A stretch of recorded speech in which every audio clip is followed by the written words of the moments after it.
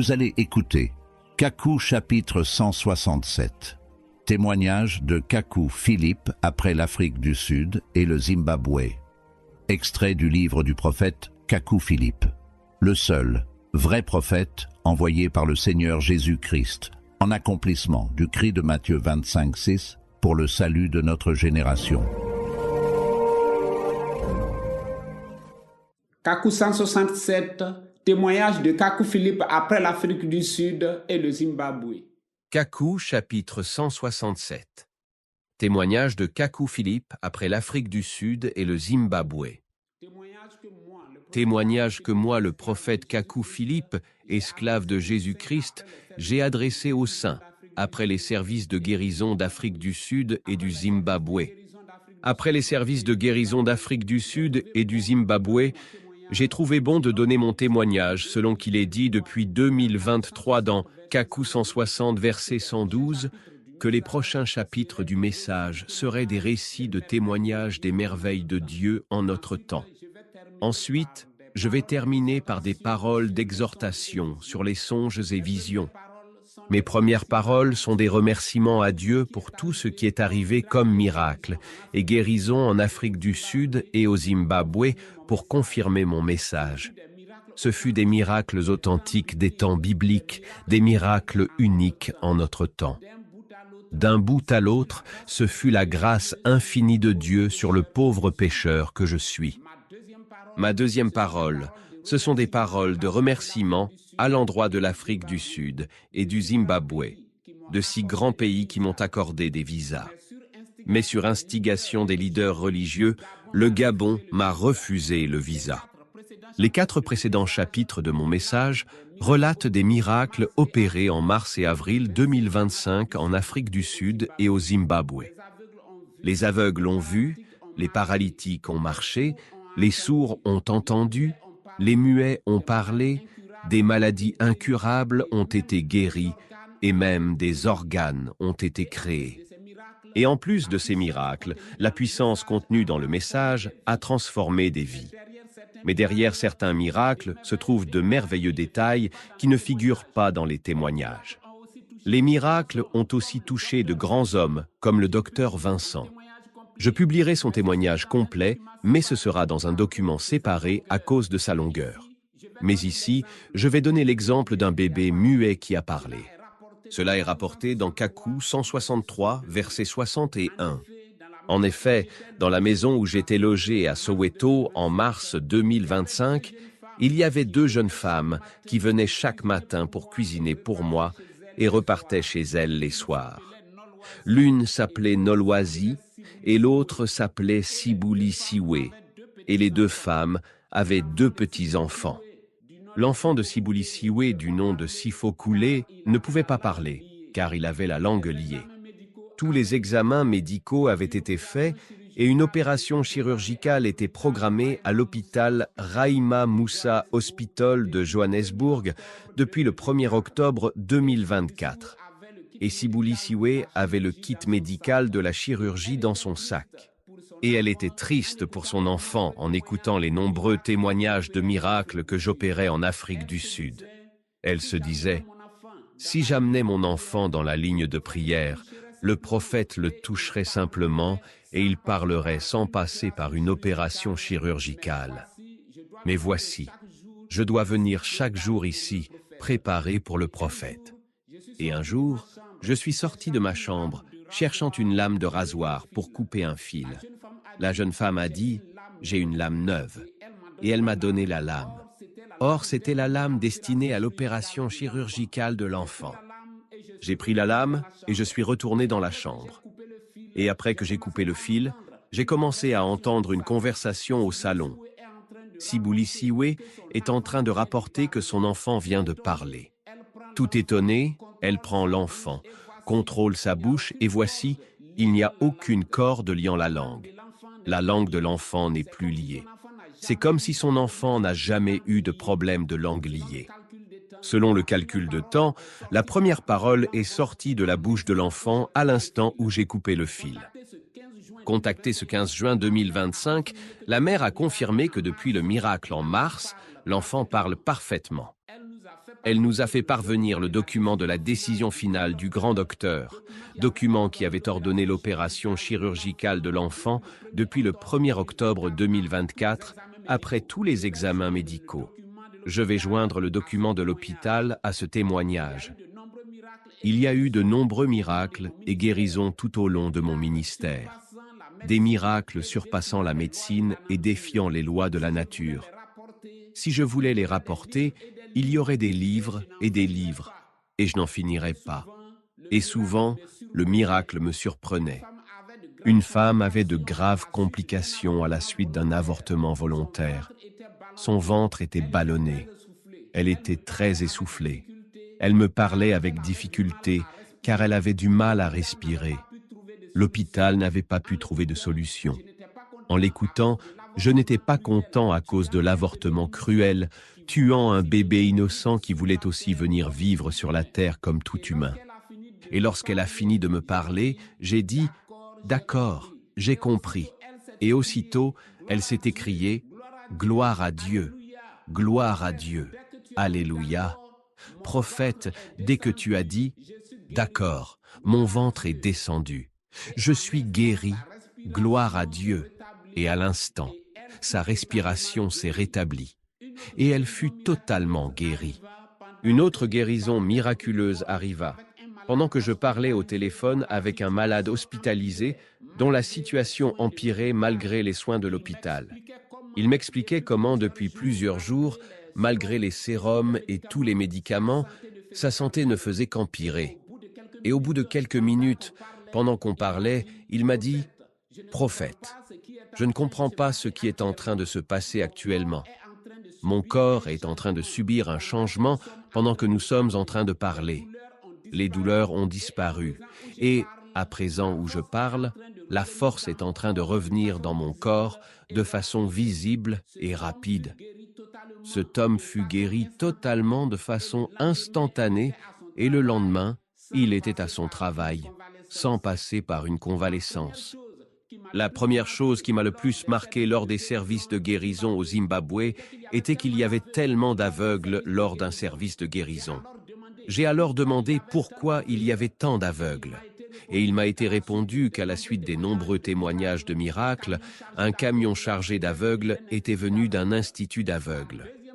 La deuxième chose est qu'après les services de guérison d'Afrique du Sud, mes compagnons avaient rassemblé les témoignages de miracles et de guérison. Nous avons choisi ce qu'il fallait publier et il en venait encore et encore.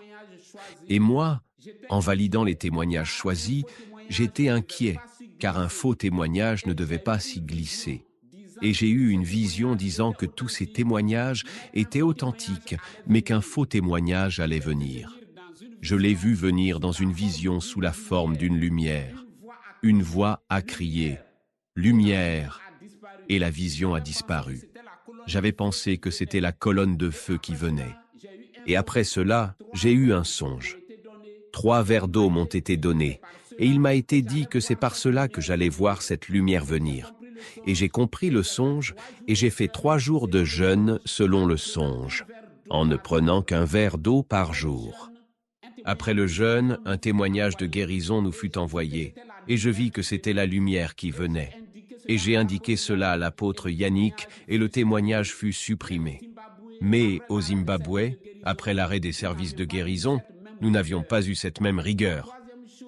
La troisième chose est qu'en Afrique du Sud et au Zimbabwe, j'ai appris beaucoup de choses. Des pasteurs évangéliques étaient présents à mes services de guérison et m'ont aidé dans l'organisation. Je ne m'y attendais pas. Depuis ma conversion en 1993 jusqu'à présent, je n'avais connu que ceux qu'on appelle croyants du message de William Branham, avec leur comportement sectaire et d'exclusion que William Branham lui-même n'avait jamais développé de son vivant. On ne peut pas chercher à sauver les gens en les repoussant, en prêchant la haine et le mépris contre eux et en les traitant chaque jour de diables dans nos églises sans rien faire pour les aider. Le Dieu des miracles que j'ai vu en Afrique du Sud et au Zimbabwe lors des services de guérison n'est pas le Dieu que les pasteurs et prédicateurs du message de William Branham enseignent. Le Dieu que j'ai vu en Afrique du Sud et au Zimbabwe, c'est le Dieu qui aime tout le monde. C'est le Dieu qui ne rejette personne, qui n'exclut personne et qui n'est pas dans les manières sectaires de voir les autres. Lors de mes services de guérison, des gens de toutes les religions, y compris des musulmans, étaient présents et Dieu les guérissait tous. Dans la ligne de prière, des femmes pouvaient être très mal vêtues avec des maquillages. Un homme pouvait sentir de la bière, mais Dieu les guérissait tous. Et le lendemain, les personnes revenaient toutes joyeuses, glorifiant Dieu pour leur guérison, et j'étais étonné. Dieu aime tout le monde, y compris le pécheur. C'est le péché qu'il n'aime pas. Ne blâmons personne. Dieu n'est pas dans nos jugements charnels. Après ces services de guérison en Afrique du Sud et au Zimbabwe, il y a des choses que je vois différemment maintenant. Une quatrième chose qui m'a marqué et attristé en Afrique du Sud est que, partout où nous sommes passés, y compris la capitale Pretoria, je n'ai pas vu les traces du passage de William Branham en Afrique du Sud en 1951. Les Sud-Africains ne savent pas qui est William Branham. Leurs parents ne leur ont jamais parlé d'un prophète appelé William Branham. Ils connaissent Ongenas Leganyane, Joan Masowe, Joan Marangue, mais ils n'ont jamais entendu dire qu'un prophète appelé William Branham est arrivé en Afrique du Sud en 1951. La cinquième chose qui m'a marqué, c'était les miracles à la suite de lecture ou écoute du message ou visualisation des services de guérison. Je vais citer quelques témoignages. Des maladies incurables devant lesquelles la médecine était impuissante ont été guéries en un instant par la simple lecture ou l'écoute du message. Beaucoup de personnes qui sont venues au message ont jeté des sacs et des cartons de médicaments. Une femme qui urinait du sang depuis 30 ans a été guérie par la simple lecture du message. La femme dit « Je m'appelle Angèle. Je viens du Congo-Kinshasa. J'urinais du sang depuis 1992 avec de fortes douleurs dans tout mon corps. J'ai voyagé avec mon mari partout à la recherche de la guérison. Mon mari m'a amené dans de nombreux hôpitaux, mais j'urinais toujours du sang. J'ai fait de nombreux examens médicaux. J'ai pris de nombreux médicaments, dont des antibiotiques très forts, mais j'urinais toujours du sang. Pendant 30 ans, la médecine n'a pas pu me guérir. Le mal était toujours là. Puis, mon mari a découvert le message du prophète Kakou Philippe et a commencé à le lire. Il m'a conseillé de le lire aussi et a dit qu'il croit que la solution de ma maladie doit s'y trouver. J'étais une évangélique très engagée. J'ai commencé à lire le message. C'était difficile, mais mon mari m'encourageait. Alors je lisais le message, tout en allant dans mon église évangélique.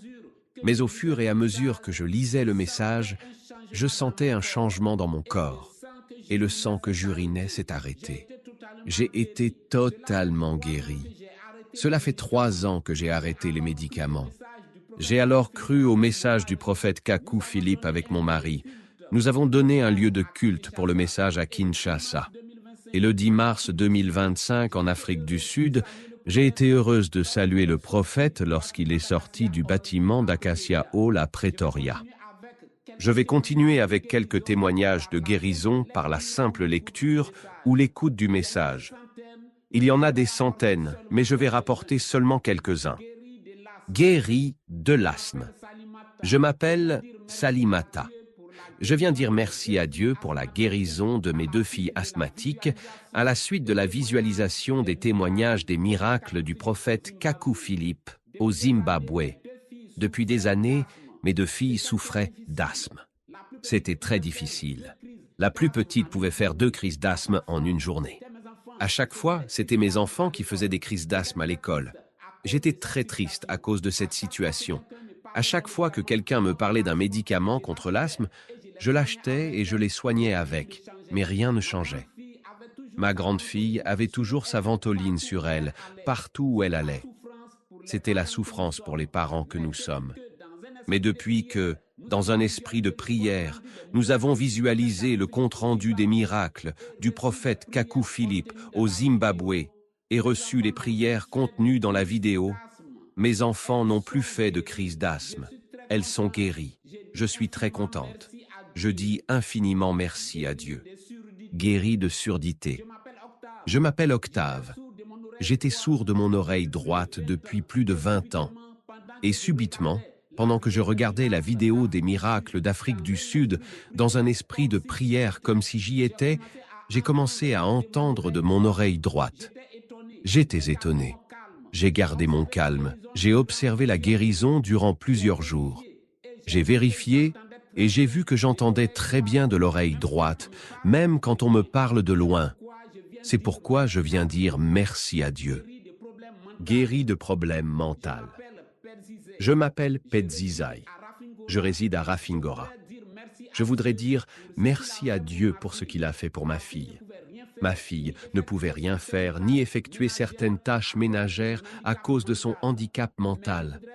Mais je voudrais remercier Dieu car, grâce aux prières du prophète Kaku Philippe à Magamba Hall, elle se rétablit rapidement.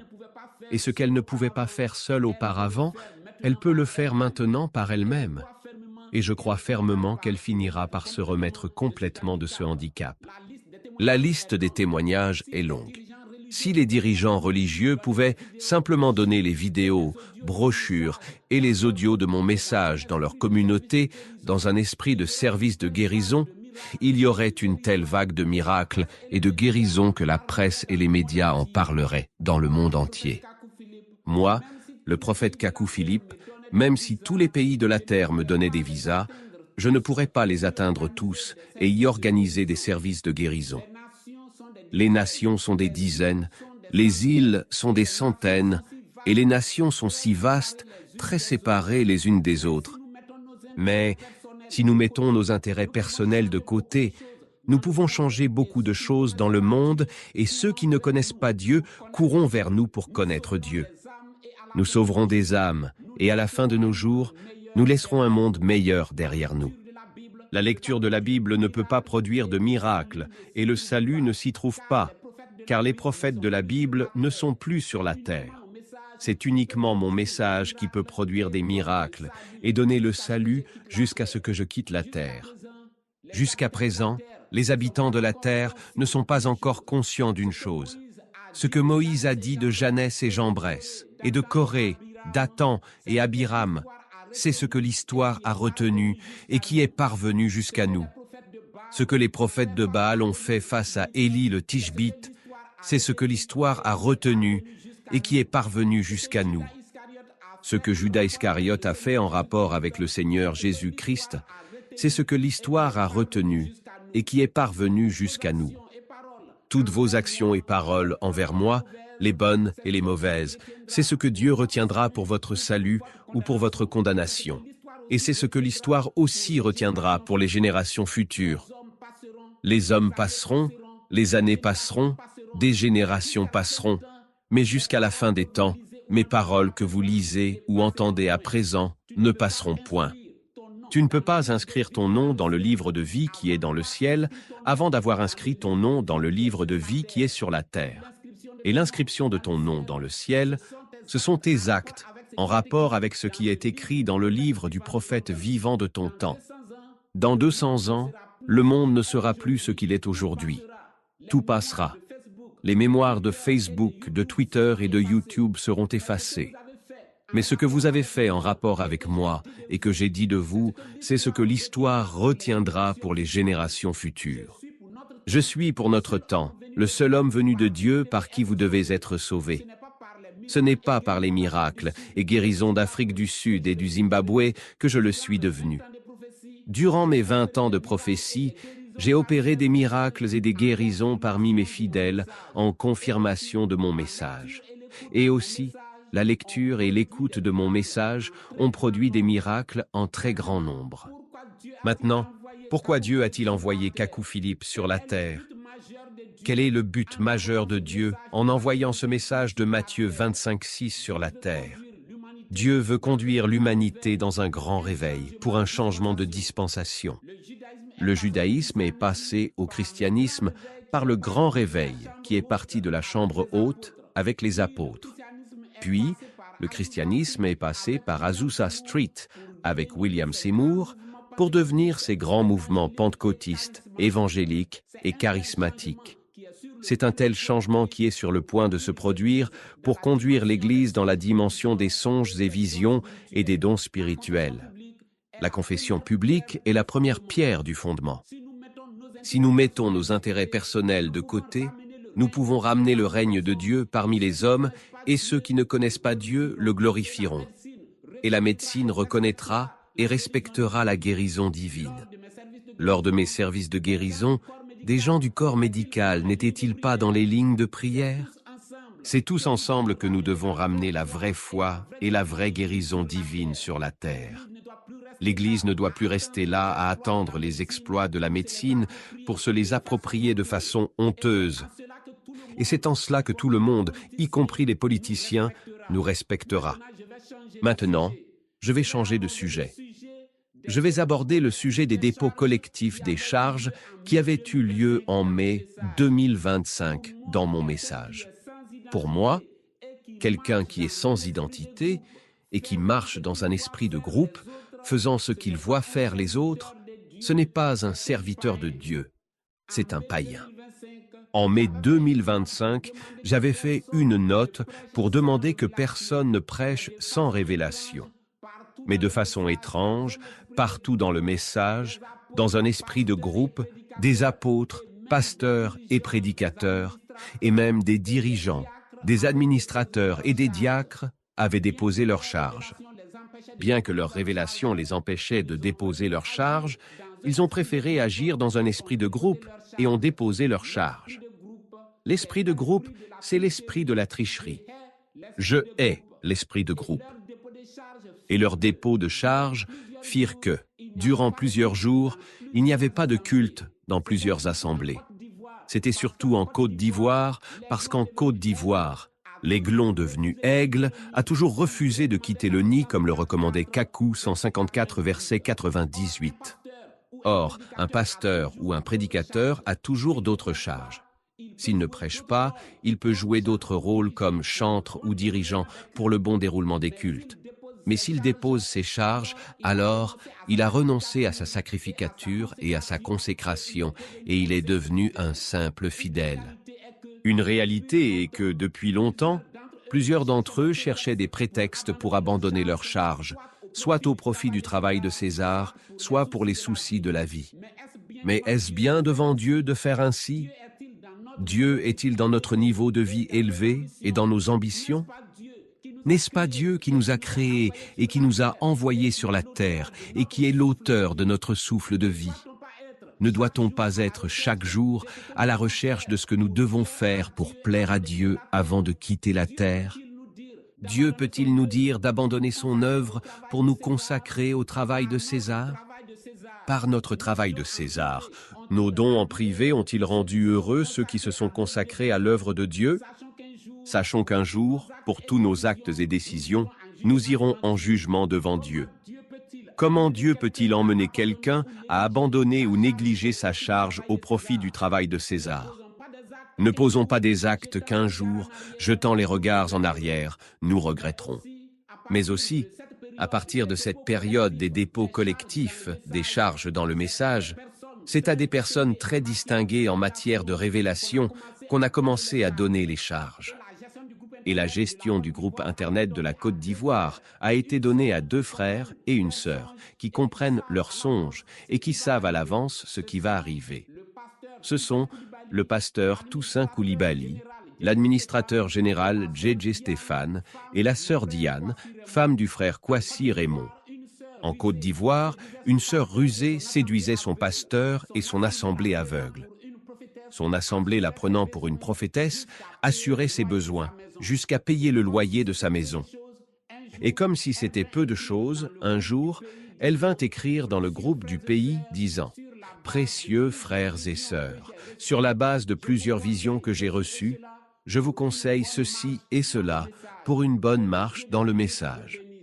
Que le Dieu de Philippe vous bénisse. » Et malgré les précieux conseils et les émoticônes positives des ramassis, le pasteur Toussaint lui a demandé de mettre ses visions dans le groupe.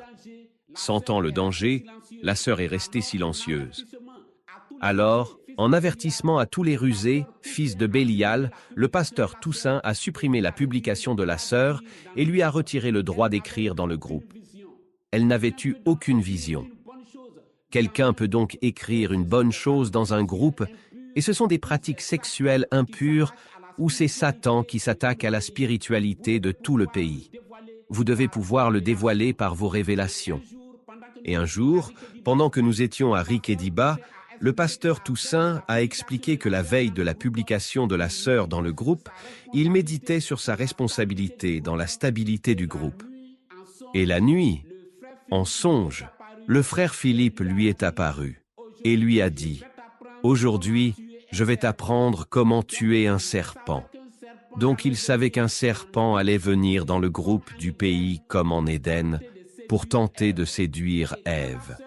Et quand la sœur a écrit dans le groupe, il a reçu l'inspiration que c'était le serpent. Un autre jour, un dirigeant avait voulu diriger une confession publique dans le groupe du pays, et la sœur Diane lui avait demandé la révélation et l'interprétation sur lesquelles il venait diriger la confession. Il a produit cela. Et d'abord, la sœur Diane, ayant déjà vu la scène en songe, lui a montré comment son interprétation était fausse. Puis, elle a donné la révélation et l'interprétation sur lesquelles elle s'est fondée pour agir ainsi. Et tout était si parfait qu'il y a eu un silence dans le groupe et tout le monde était émerveillé. Et comme administrateur général pour gérer l'argent du pays, le pays s'est choisi le frère J.J. Stéphane, l'un des 3 administrateurs du groupe Internet du pays. Il voit presque toujours à l'avance quelqu'un qui viendra lui expliquer un problème d'argent. Et il voit un type de cette personne et comprend ce qu'il doit faire. J'ai cité ces témoignages pour vous dire que, désormais, c'est ce que chaque pays doit faire. Nous sommes dans une nouvelle dimension et vous ne devez plus jamais établir sur vous un pasteur, un prédicateur ou un diacre qui ne voit pas le danger venir sur son assemblée. De la même manière que la Bible se termine par les mystères et leurs interprétations, c'est ainsi que l'Église se terminera dans l'atmosphère des songes et visions. Et moi, le prophète Kakou Philippe, j'ai posé le fondement de cette merveilleuse étape de l'Église. Désormais, les songes et visions doivent être la base de tout prédicateur dans ce message de Matthieu 25:6, afin d'emmener chaque frère et sœur à pouvoir être un gardien partout où le message est appliqué.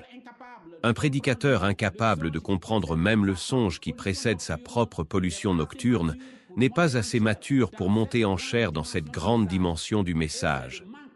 Et c'est le manque de disposition et le manque d'une réelle consécration qui sont à la base de cela.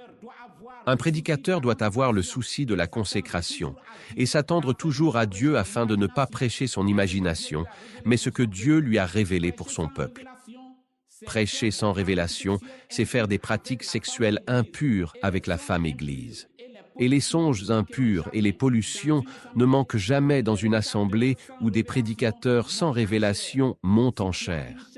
Si tu as une charge de prédicateur, de dirigeant ou de chantre, et que tu as une pollution la veille du culte ou après avoir exercé la charge, cela signifie que tu es indigne de monter en chair.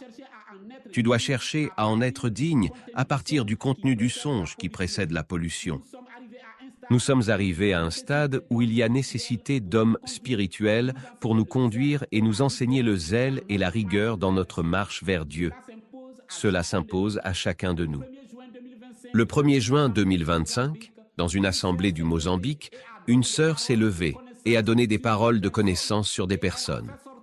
Et elle a fait sortir une personne de l'assemblée, disant que cette personne est un ouvrier d'iniquité qui n'a pas le droit d'être assise dans l'assemblée. Et après elle, une autre sœur s'est levée et a fait de même, faisant sortir une autre personne de l'assemblée.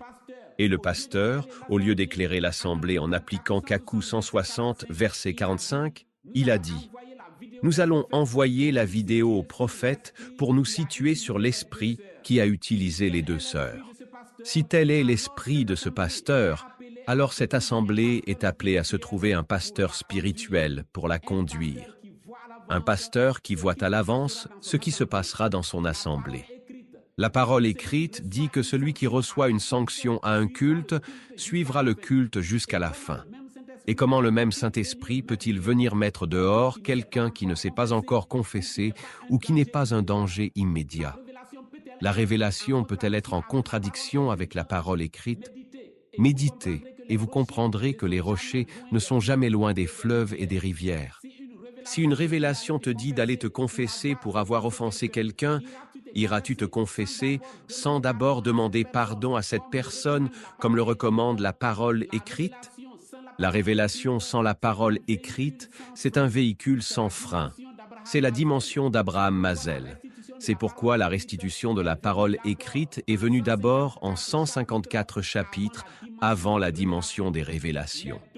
Les dons de révélation selon Kakou, 158, verset 52, qui sont l'accélérateur, sont contrôlés par la parole écrite, qui est le frein. Mais, si une prophétie venant par un don de révélation selon Kakou 158 verset 52 est confirmée par une vision ou par un autre don de révélation venant par une autre personne, vous pouvez l'appliquer directement.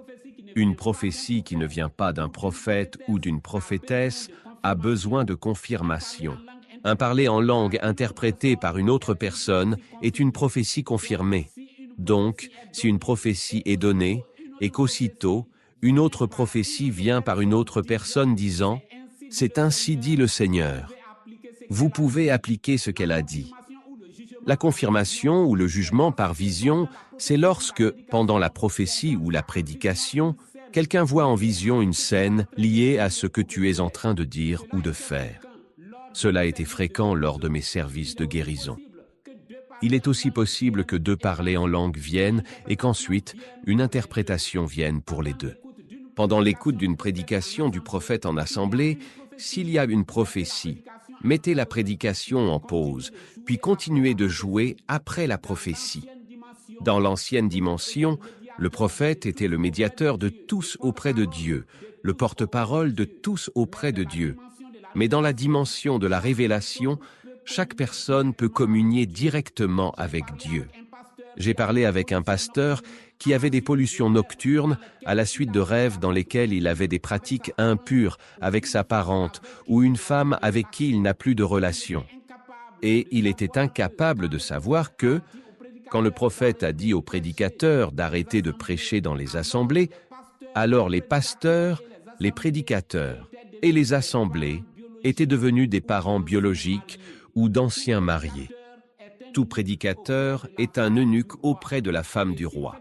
Et s'il fait des pratiques impures sur la femme du roi qui est l'assemblée, les pollutions, les immobilisations et les rêves sexuels seront toujours présents avec lui et avec cette assemblée. Et c'est pareil pour tous ceux qui liront ou écouteront ce qu'il met dans les groupes. Et ces précieux conseils peuvent être des pratiques impures et conduire à des pollutions ou immobilisations si Dieu n'est pas l'auteur de ces conseils. Si vous prêchez, alors ce doit être Dieu qui vous a révélé ce que vous prêchez. Vous ne devez jamais répandre votre semence sur l'assemblée. Cela répand la malédiction sur l'assemblée. Que ce soit les prédications, les conseils individuels ou collectifs que vous mettez dans les groupes, c'est pareil. Maintenant, je veux aborder le sujet de la consécration. Par définition, la consécration pour le service de Dieu est le fait de donner sa vie entière pour l'œuvre de Dieu comme les Lévites en Israël. Le travail particulier d'une personne consacrée est l'œuvre de Dieu. La consécration pour le service de Dieu est une décision personnelle à vie d'un frère ou d'une sœur, validée dans le groupe de son pays après avoir fait ses preuves durant des années.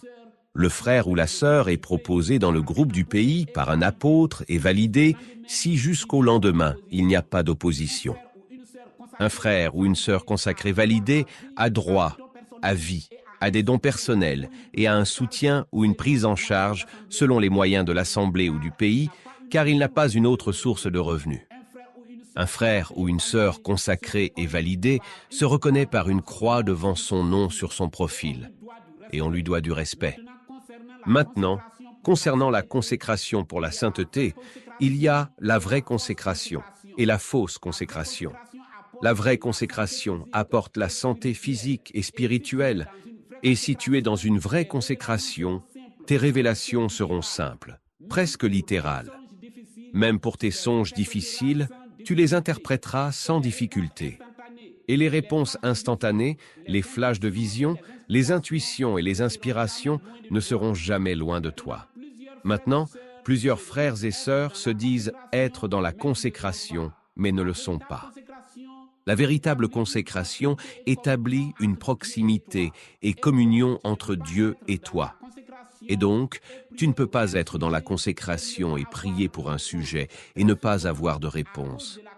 Très souvent, à cause de la consécration, Dieu qui sait toutes choses te donnera la réponse par une révélation pour un sujet auquel tu penses, avant même que tu pries pour le sujet. Si donc tu te crois dans la consécration mais que tu tâtonnes, alors tu es dans une fausse consécration. Ta proximité et communion avec Dieu dépendent de la qualité de ta consécration. Ne te trompe pas. Tu ne peux pas amener les fleurs, les parasols, les balançoires, les ventilateurs, les barbecues et les atmosphères de fête sur la dalle et te croire dans la consécration. Le premier critère sur la dalle, la tour ou la muraille, c'est la solitude, le silence et l'absence d'Internet. Évite les visites, reste seul chez toi, dans le silence. La véritable consécration a un prix à payer. Mais si tu refuses de payer le prix, tu seras dans les esprits de groupe, où tu seras disciple de ton pasteur. Tu te sentiras étranger ou perdu, et tu te confieras en des personnes plus mauvaises que toi. Si tu refuses la véritable consécration, malgré la facilité d'un songe, tu rencontreras des difficultés pour l'interpréter. Et un méchant te conduira par de belles paroles à agir contre la volonté de Dieu, et tu agiras selon sa parole, parce que ses paroles sont belles et logiques, alors que c'est le diable. Si tu refuses la véritable consécration, au culte ou en dehors du culte, quelqu'un peut te dire de faire telle ou telle chose, et tu ne sauras pas si c'est Dieu ou c'est le diable qui te parle à travers lui, parce que tu ne comprends pas tes révélations à cause de ta fausse consécration. Tu n'auras ni identité ni position. Tu seras honteux comme un religieux. Si les autres acceptent, tu acceptes. S'ils refusent, tu refuses. Tu ne peux pas être dans la consécration et tu seras immobilisé dans ton sommeil. Et au culte, des hommes impurs qui ont des pollutions défilent à la chair devant toi et tu ne le sais pas. Et quand il faut trouver un pasteur ou un dirigeant dans ton assemblée, tu pries et Dieu ne te répond pas. Si tu es dans la consécration et que tu pries et que Dieu ne te répond pas, alors Dieu t'a quitté comme Saül dans 1 Samuel 28 et tu dois le reconnaître et chercher la solution. Et comme tu es dans une fausse consécration ou que Dieu t'a quitté et que tu ne peux pas produire de révélation, quand on te demandera la révélation par laquelle tu agis, tu te mettras en colère. Et toi aussi, tu te mettras à demander des révélations à ceux qui parlent, même là où il ne faut pas. La révélation est sacrée et relève de la souveraineté de Dieu. Ce n'est pas un effet de mode ou un slogan qu'il faut brandir ou demander, même là où elle n'est pas nécessaire. Si tu refuses la véritable consécration, tu attendras toujours que la solution ou la décision vienne des autres.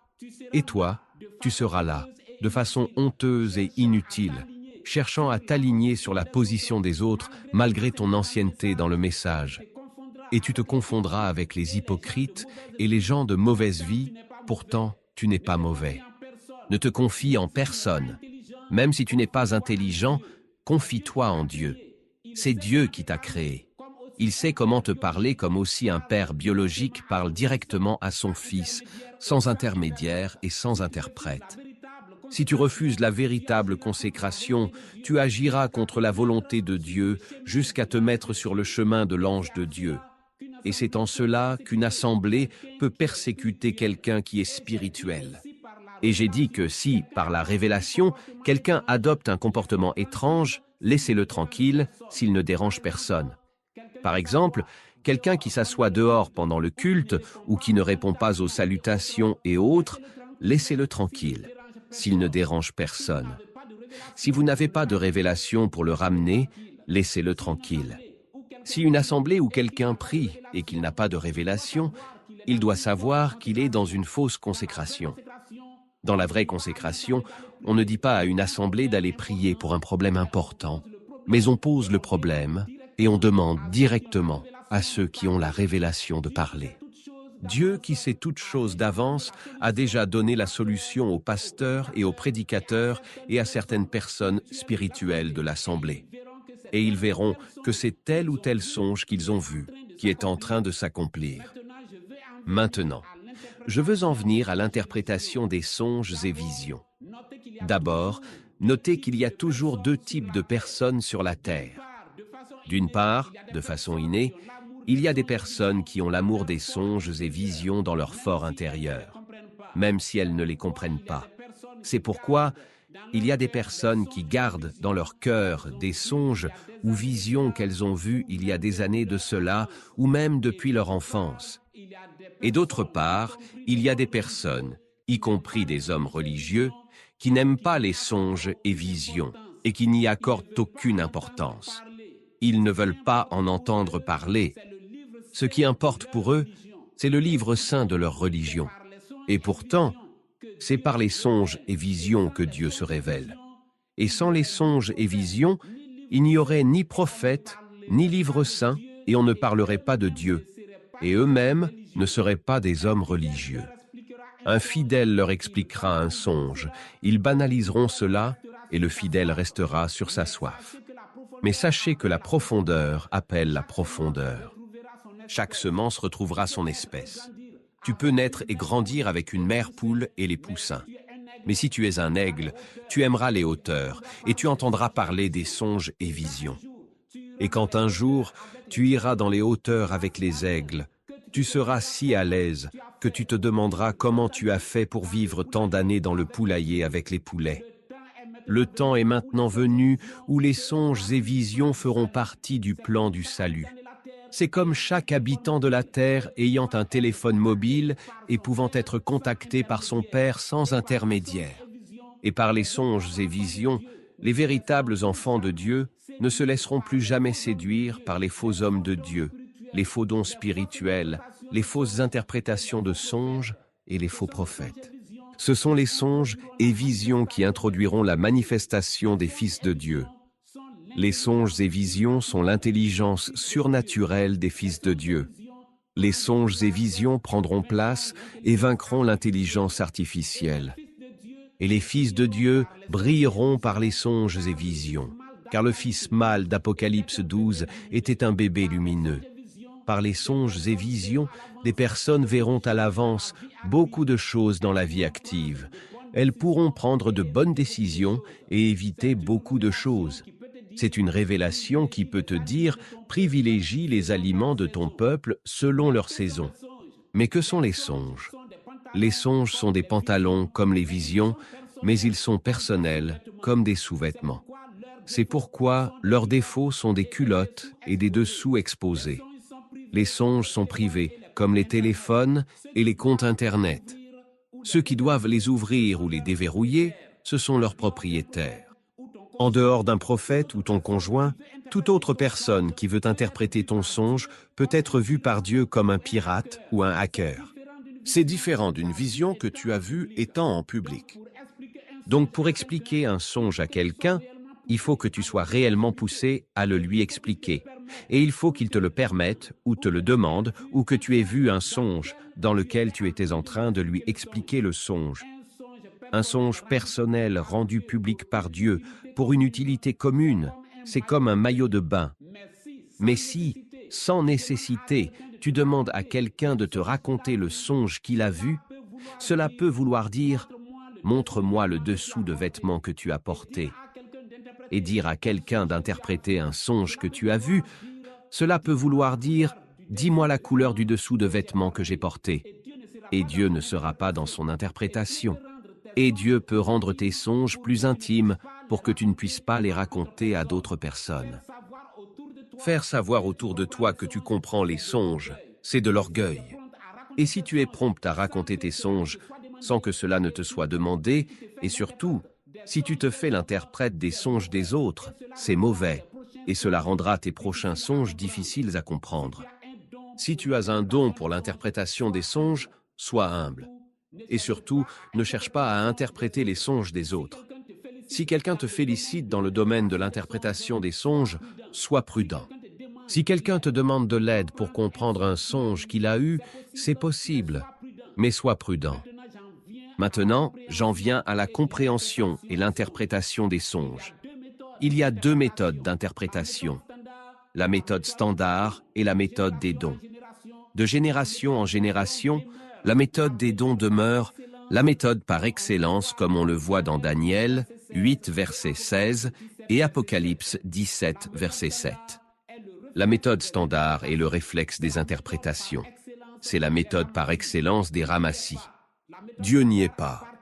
La méthode standard appartient à la multitude, tandis que la méthode des dons appartient à ceux qui sont obéissants et agréables à Dieu. La méthode des dons est une expression de l'amour de Dieu envers ses enfants. Daniel 8, verset 16 exprime l'amour de Dieu envers Daniel, comme aussi Apocalypse 17, verset 7 exprime l'amour de Dieu envers Jean. À l'étape actuelle, la méthode standard est comme le sacrifice des animaux de l'Ancien Testament pour l'expiation des péchés ou comme l'usage de l'huile d'onction pour la prière pour les malades. Depuis Kakou 155, Dieu et la véritable Église ont quitté la méthode standard pour la méthode des dons. Bien. Maintenant, j'en viens à l'interprétation des songes. La bonne manière pour l'interprétation des songes, ce n'est pas de chercher à connaître beaucoup de significations de symboles, mais de mettre de l'ordre dans sa vie et de rechercher la faveur et la grâce de Dieu. La priorité, c'est donc la bonne disposition et consécration. La compréhension des songes et visions n'est pas basée sur l'intelligence, mais sur la bonne consécration, selon tout ce que le message a déjà enseigné. Et même, l'intelligence et les connaissances peuvent être des ennemis de l'interprétation. C'est pourquoi, si vous avez des livres d'interprétation de rêves, brûlez-les. Le plus grand secret dans l'interprétation des songes et visions, c'est notre zèle dans la marche avec Dieu. Plus nous sommes simples, humbles et obéissants à Dieu, cherchant à plaire à Dieu, plus nos révélations seront simples et faciles à comprendre. Et dans cet état, même les révélations qui étaient difficiles et que vous aviez mises de côté deviennent faciles à comprendre. Moïse était si obéissant à Dieu que Dieu lui parlait directement, sans énigme. Et aux hommes, selon le cœur de Dieu comme David, les songes et visions seront presque sans énigme. Et dans la dispensation de la grâce, dans laquelle, après la loi, nous sommes depuis le sacrifice du Seigneur Jésus à la croix, Dieu devait nous parler sans énigme si nos cœurs étaient droits envers lui. Et la consécration vient nous aider à entrer dans cette grâce. La consécration n'est pas seulement le fait de se priver de relations sexuelles.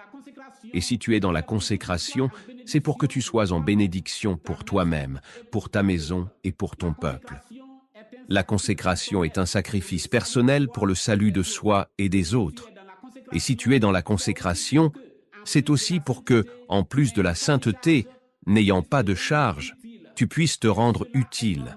Et cela est normal. À un certain âge, si tu n'as pas une bonne situation dans la vie, cela te trouble. Comment donc, après 3 ans dans le message, tu ne joues aucun rôle dans ton assemblée et cela ne te trouble pas? Comment es-tu dans la consécration et tu es assis pendant qu'il est l'heure et le culte ne démarre pas, faute de dirigeants? Et étant dans la consécration, au lieu de te lever pour aller accomplir Kakou 159 verset 104, tu es assis. Lors de la désignation d'un pasteur dans l'assemblée de Dabou le 8 juin 2025, quand il fut demandé qui doit être le pasteur de l'assemblée, environ 10 personnes levèrent la main. Et l'un après l'autre, chacun racontait sa révélation et en donnait l'interprétation. Seuls ceux qui avaient les révélations avaient parlé et des sœurs furent distinguées. Tout se passa dans le calme. Plusieurs des révélations qualifièrent les 2 conducteurs de l'assemblée de brigands et désignèrent le frère Thiefi Franck, qui est déjà pasteur d'une autre assemblée pour diriger et rétablir l'assemblée de Dabou. Et quand la parole fut donnée au frère Thiefi Franck, il raconta qu'il était présent ce matin-là, car il avait vu en songe que sa petite sœur lui demandait de l'aide pour laver ses vases d'huile. Et il savait par l'interprétation que sa petite sœur était l'assemblée de Dabou. C'est pour cette raison qu'il était ce matin à l'assemblée de Dabou. Sur cette parole, celui qui était à la chaire et qui était l'un des deux conducteurs de l'assemblée descendit de la chaire, et le frère Thiefi Franck monta en chaire et continua le service jusqu'à la fin. En toute chose, si les révélations de deux personnes se contredisent ou désignent des personnes différentes, vous devez trouver à l'instant laquelle des deux personnes sème la discorde afin qu'elles se confessent au culte suivant. Et le dirigeant doit être capable d'aller jusqu'à une conclusion claire. Selon ces révélations, il peut même rejeter des révélations, surtout venant des récidivistes de péché. Le calme dans lequel tout s'est passé à Dabou le 8 juin, c'est ce qui doit être partout où il y a des personnes dans la consécration. Tu ne peux pas être dans la consécration. Et pour l'établissement d'une charge dans ton assemblée ou pour un événement qui va arriver dans le message, tu n'es pas au courant, alors que d'autres personnes qui ne sont pas dans la consécration ont vu cela. Être dans la consécration te place dans une position de sentinelle pour ton peuple. Tu deviens un secours et un espoir pour ton peuple. Comme un prophète ou une prophétesse, tu dois voir et réagir face aux événements dans ton assemblée et dans le message sans en abuser et sans devenir le conducteur de ton assemblée. Nous savons qu'un pasteur impie ne produit pas de prédicateur dans son assemblée. Et il voit en tout frère qui monte en chair pour accomplir Kakou 159 verset 104, un adversaire potentiel. Et si ton pasteur agit comme un impie, en tant que sentinelle, tu dois en avoir la révélation et lui dire cela et si possible, le dire à l'assemblée. Et si dans une révélation, ton pasteur ou un autre responsable de ton assemblée est présenté comme un brigand, tu es tenu de lui envoyer la révélation en privé. S'il prend cela en bien, se confesse et fait des efforts dans le bon sens, tu as atteint ton but. Mais s'il ne réagit pas ou essaie d'en tordre l'interprétation, ou si la révélation continue de te revenir, mets cela dans le groupe de ton assemblée ou demande la parole au culte à la fin des annonces pour porter cela à la connaissance de ton assemblée. Et là encore, si l'assemblée se montre indifférente ou essaie d'en tordre l'interprétation, ou si les révélations continuent dans le même sens, tu peux expliquer cela à qui tu veux, y compris à un apôtre, une prophétesse ou à un prophète mineur dans le but de sauver ton assemblée et ton peuple. Toutes ces instructions sont en train de bâtir la plateforme des prophètes mineurs.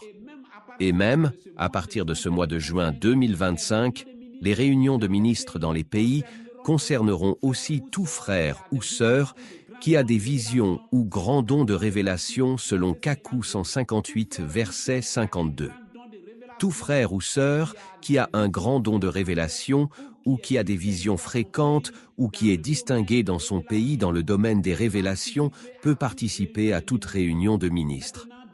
Maintenant, depuis le mois de mai 2025, nous avons recommencé à assister dans plusieurs pays à des manifestations spirituelles, comme ce fut en 2023 avec notre précieuse sœur Dayina du Malawi. C'est un retour à l'époque de la consécration de 2024. Quand cette période vient, le bouc et le bélier aussi viennent avec l'esprit d'Abraham Mazel, et vous devez les discerner. Les manifestations spirituelles précèdent toujours la descente du Saint-Esprit. Sachez que vous recevrez le Saint-Esprit pour lequel nous avons jeûné en 2024, et tout ce que je vous ai annoncé arrivera. Je ne sais pas si je serai sur la terre lorsque cela arrivera, mais cela arrivera. Je vais vous expliquer cela.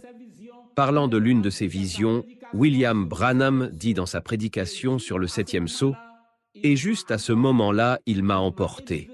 Il m'a élevé et il m'a placé très haut, quelque part où une réunion se déroulait. On aurait dit une tente ou un genre de cathédrale. Et j'ai regardé, et il y avait comme une petite boîte, une petite pièce sur le côté. Et je voyais que cette lumière parlait à quelqu'un, au-dessus de moi. Cette lumière que vous voyez sur la photo. Elle s'est éloignée de moi en tournoyant, comme ça. Et elle est allée s'installer au-dessus de la tente. Et il a dit, « Je te rencontrerai là. » Et il a dit, « Ce sera le 3e poule. » Il y a 3 grandes choses qui vont avec. L'une d'elles a été dévoilée hier, l'autre a été dévoilée aujourd'hui. Et il y a une chose que je ne peux pas interpréter parce que c'est dans une langue inconnue. William Branham voit un même groupe, un même lieu, et dit que le lieu était en même temps semblable à une tente et à une cathédrale. Or, une tente et une cathédrale, ce sont deux choses très différentes, très séparées comme l'Est et l'Ouest. Un branhamiste ne peut pas comprendre cela, mais nous comprenons cela parce que la promesse était à nous. Maintenant, écoutez bien. De Kakou 1 à Kakou 154, nous étions tous à la cathédrale. Et avec Kakou 155, Dieu donna le signal pour la marche vers la tente au sommet de la montagne. C'est là-bas, sur les deux fondations, dans la dimension des songes et visions, que la distribution du vin aura lieu. Je ne sais pas le jour et l'heure, mais la distribution aura lieu pour nous faire entrer pleinement dans les dons spirituels. Nous ne pouvions pas recevoir le Saint-Esprit ou le vin à la cathédrale, car il y avait des personnes qui ne devaient pas le recevoir, qui étaient présentes. Et il y avait des personnes qui devaient le recevoir, mais qui étaient dans de mauvaises dispositions ou qui n'étaient pas présentes. Nous avons prié pour la réception du Saint-Esprit, et Dieu nous a donné le Saint-Esprit. Je l'ai rapporté dans Kakou 162, verset 23. Je l'ai vu sous forme de vin, à base de miel. Mais pour la distribution, Dieu seul sait le jour et l'heure. Mais si Dieu le veut, cette pauvre main qu'il m'a donnée, laquelle il a dotée de tant de pouvoir de miracles et de guérison, peut commencer la distribution. Dans Matthieu 9, verset 5, le Seigneur Jésus a dit au fils du diable, « Dire à quelqu'un, lève-toi et marche, et dire à quelqu'un, tes péchés te sont pardonnés. Lequel est difficile? Et aujourd'hui, je peux dire au fils du diable, poser la main sur un œil aveugle et dire, au nom de Jésus-Christ, vois, et dire à quelqu'un, au nom de Jésus-Christ, reçois le Saint-Esprit. Lequel est difficile? Les services de guérison d'Afrique du Sud et du Zimbabwe, ce n'était pas pour répondre au diable qui dit qu'il n'y aura pas la vision du grand stade, mais pour fortifier notre foi. Et nous disons merci à Dieu. Je suis dans le couloir du paradis, en train de traverser le fleuve noir vers le paradis. Je marche entre les deux murs d'eau comme les parois d'un tunnel. C'est comme Israël traversant la mer Rouge avec Moïse vers la terre promise. Nous traverserons tous le fleuve et nous atteindrons tous le paradis de Dieu. Si vous croyez que le paradis existe, alors croyez fermement chaque parole que je vous ai dite et que la grâce de Dieu soit sur vous et sur moi. Amen.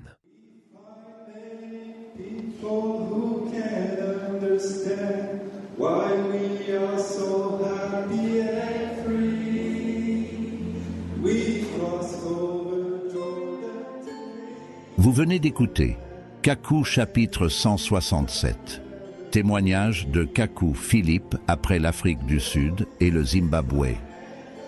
Le message de Matthieu 25:6 est en 162 prédications, en version écrite et audio. Vous pouvez les obtenir gratuitement en version pour téléphone et ordinateur.